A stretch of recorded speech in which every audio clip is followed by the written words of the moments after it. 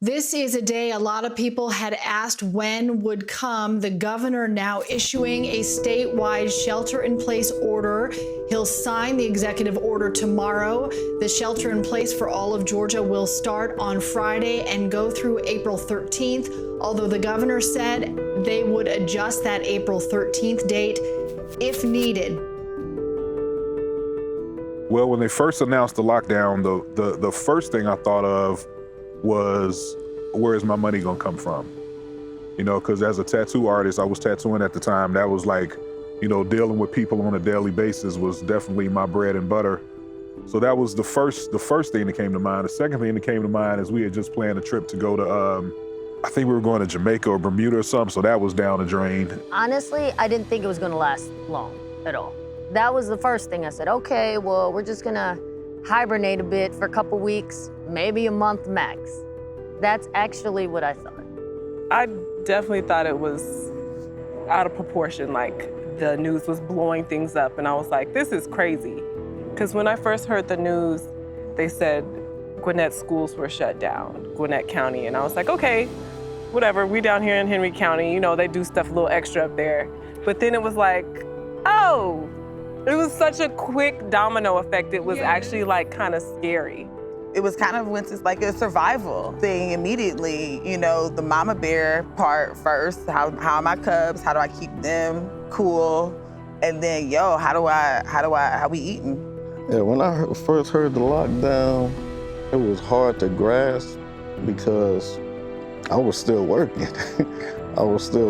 So I guess the first time they did it, I took it for what it was, but I took it more seriously when I didn't see anybody in the streets. I thought it was gonna be something that we just needed to, you know, sit down for just a little while till we figured out what was going on, and then they would kind of get it under control and we would be back to normal. When I first heard about the lockdown, it was surreal to me. Like, I didn't really know the severity of it. Like, I was so busy playing Journey of a Black Girl that I wasn't really watching the news. I heard, like, people talk about it, but I just, you know, I just kind of brushed it off. And then when my event got canceled, that's when it got real. When my event got canceled 12 hours before, I said, okay, this is real life situations. –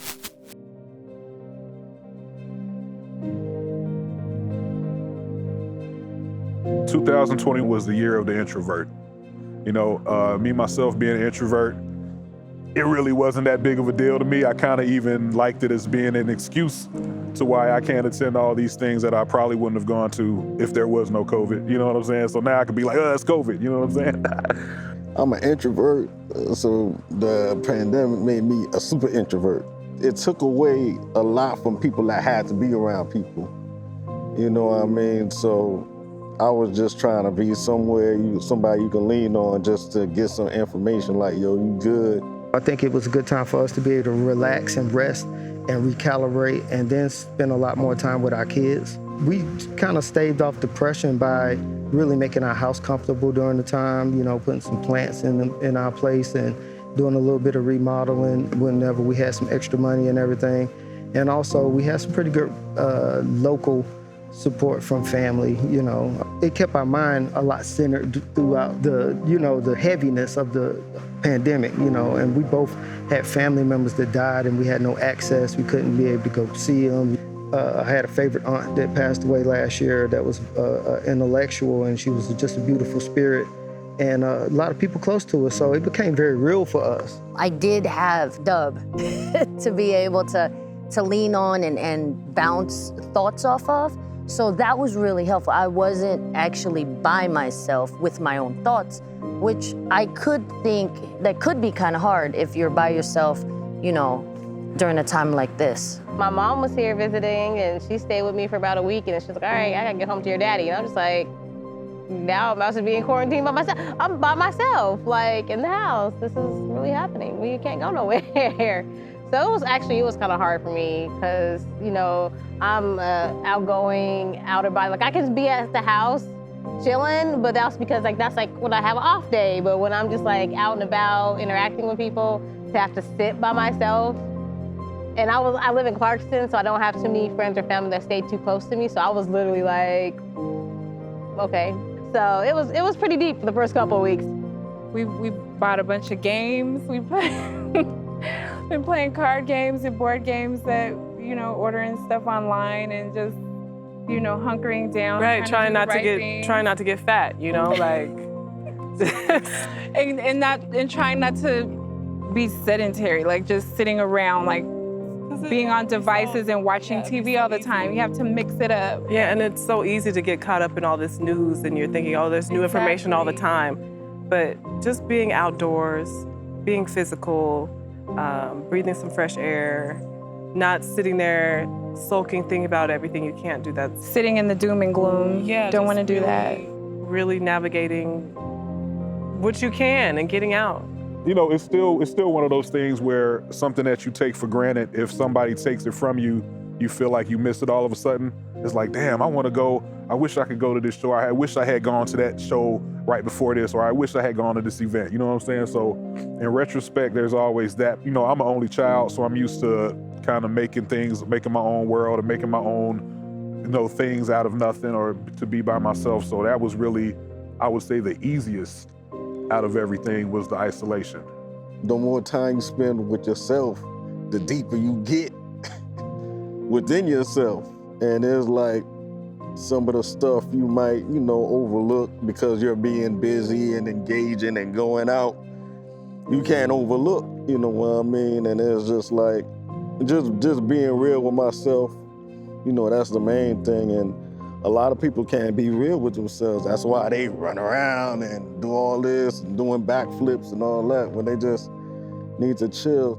I had did Reiki training, and one of the girls, she was like, that was the first time somebody like touched me in months, and it was like weird. She's like, besides my cat, like that was so crazy to me to think about people who haven't touched anyone, hugged anyone, had any kind of intimacy, because we're all trying to do. You couldn't fly, you couldn't travel, Exactly.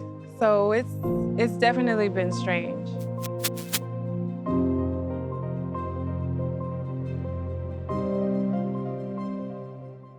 A lot of inspiration comes from being out and being amongst the people. It's a give and take situation when you're in a creative community, especially, we came from feeding people at art shows and participating in art shows ourselves. So we got a lot of camaraderie, with our friends and our fellow artists in Atlanta, and taking that away and then trying to stay motivated to create new stuff. Tracy has her space in our room that she paints and does her work, and I have a space in the living room that I created for myself. And our house isn't that big, so we had to really learn how to parcel out time and put the kids here. Or she's a night owl. She's doing stuff in the middle of the night when she can find peace. And I might plug in with my headphones and go off on a piece, and but staying motivated and with the puffs of productivity that come from that, it's a miracle even to make it to the end of it, or be where we are, where we ain't necessarily drowning. My business really expanded more. And a lot of the goals that I saw as like long-term, far-reaching goals became much more present. Like things that were on the list to do later were happening in the now. This time for people who do the work that I do, people are understanding, alternative wellness and alternative healing modalities and are being open to that. I got a chance to go down to Savannah. I ended up going to Denver like in the end of August and painted a mural for my sister's food truck. So I was just like, I started to still interact, and I was like, okay, I'm not afraid to like travel. I'm just gonna be safe and just wear my mask and just pray everything's gonna be okay. And thank Lord to this day I've been okay. But I've definitely kept myself busy doing different projects.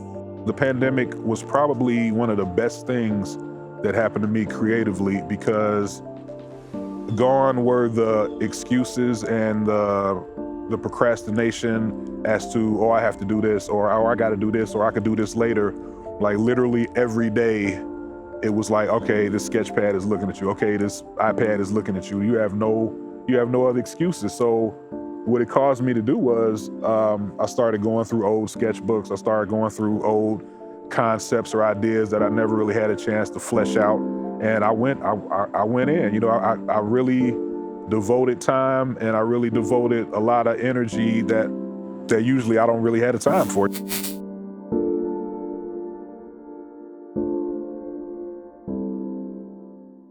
Pivot definitely was a trigger word for me because I'm just like, I don't know what to do.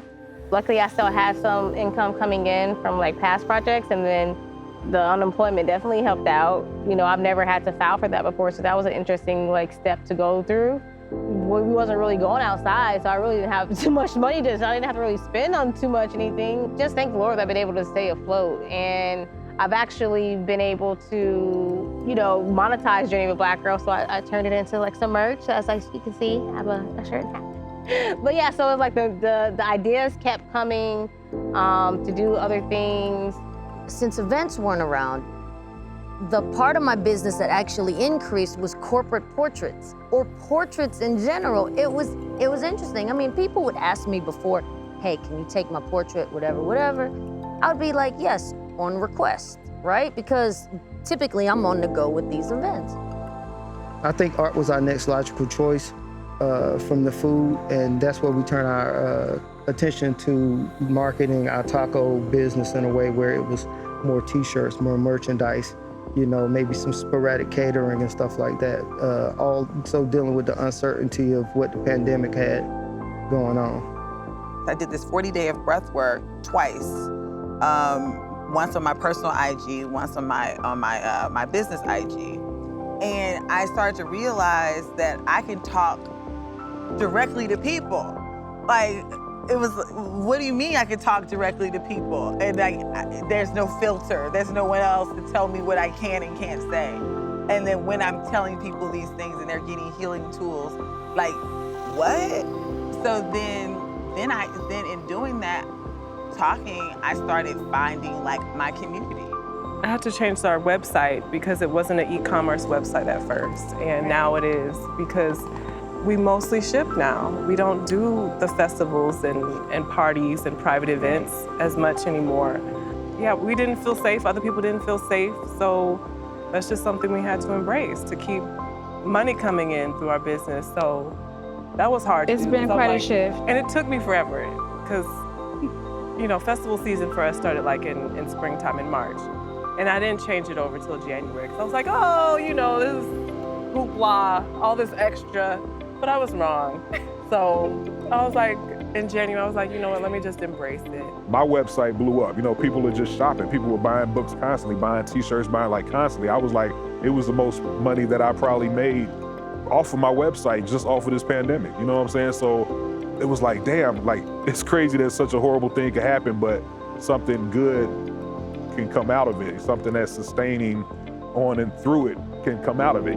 I started Calero, a company that will produce more products that are helpful and useful for the creative community. That's what the pandemic allowed me to do.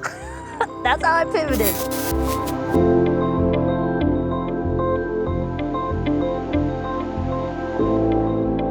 One of the biggest things I learned was to gather my tools before I need them, so they're embodied. So when, you know, I'm really under pressure, I have them already there. I'm not like scrambling, like, how do I get good? I'm able to say, okay, I'm disrupted. How do I ground myself? It's really taught me patience. It's taught me to be a lot more vigilant when looking out for, you know, some of the perceived pitfalls, separating what's fear from fact. Really taught us to really know how to pace ourselves and be intentional with what we're trying to convey, and also what we're trying to put out and get back, because, I mean, you know, it's a give and receive, it's give and take out here. You know what I'm saying? And try not to take too much and try not to give too little. You know, we learned a lot throughout the year, and we learned the value of pretty much life, and then trying to keep your sanity intact. I definitely had to check my mental health, because I found myself like rehashing memories, you know, thinking about stuff and like being in my feelings. And so I tried to like start new hobbies, you know, just try to explore my neighborhood more than I did before. It's just, I think our world is really fast. You know, it was really fast and it needed to reset. That's what this last year has got me thinking. Well, it's definitely taught me how important life insurance is, how important health insurance is. Right in the middle of a pandemic, I had a kidney transplant. For a second, it didn't happen just because I was so paranoid, but I took a chance and we went ahead and did it. But just that whole period, you know, I was just grateful enough to have insurance, but I was just thinking like, what about the people that didn't? You know, just sitting in the hospital bed and just being like, damn, just being so grateful. So it definitely taught me the importance of that. Of course, I knew that already, but you know, it's one thing to know it and to go through it is a whole other appreciation. Looking online, looking on TV, in magazines even, like you might see people that just seem like they know what to do next and they have a plan B, C, D.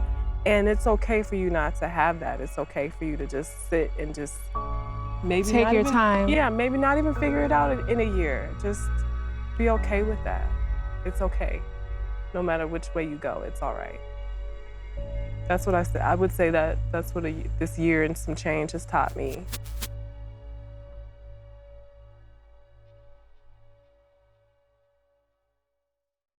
The pandemic allowed me to be comfortable with myself, by myself. Because that's something I think I may not have been completely with myself, by myself, ever, actually in a long time. And it was nice to find out that I'm okay with me. Like we're all scrambling right now, basically, in our own different ways. Even people who do seem like they have it together. We don't know what's gonna happen. We don't know how much longer this stuff is gonna be going on and what things may come about and change. And you have to just try to figure out ways to kind of go with the flow and not be immersed in all, like we were saying, the doom and gloom, and still find ways to stay healthy, stay on the up and up, mentally, physically, all of that. I just told myself I had a lot to work on with myself. Not more so art-wise, but just mentally, you know what I mean? And the people around me with like, you know, Flux and Soul and all of them, you know, Mel, Courtney, you know, the whole crew, just see them, because they're more freelance than me. So see them figuring it out and overcoming it and stuff like that. It was like watching a movie where you're cheering for the dude. Okay, dang, he going through it. Uh-oh, he figuring out. Oh, yeah, he done won. And then the movie over. That's how I saw them. I felt like the pandemic sometimes took away a lot of distractions. You know, I actually found a little bit of peace in it. I don't know, I kind of did, because I tend to live in a faster paced world, and when you're forced to slow down, you kind of think about the things that are important, and you kind of get to think about how to take care of yourself too. I learned like some of the things that I could work on with boundaries with other people, boundaries within myself.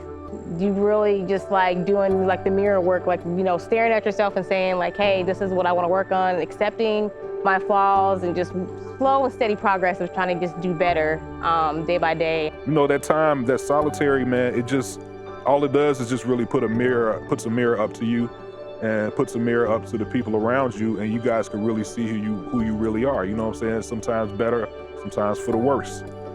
I could definitely say it was both of those instances, you know what I'm saying? One thing that came out of the pandemic, the lockdowns, is just, you're gonna have to deal with this. It's not going anywhere.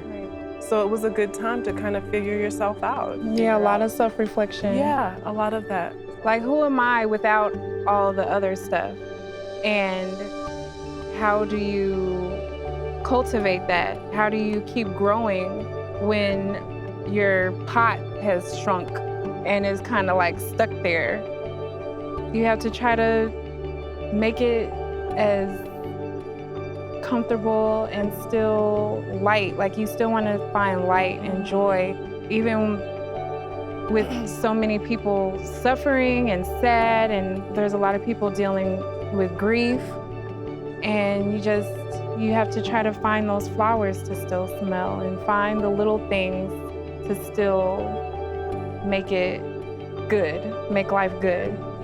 That was 2020, man. It was something else, I'll tell you.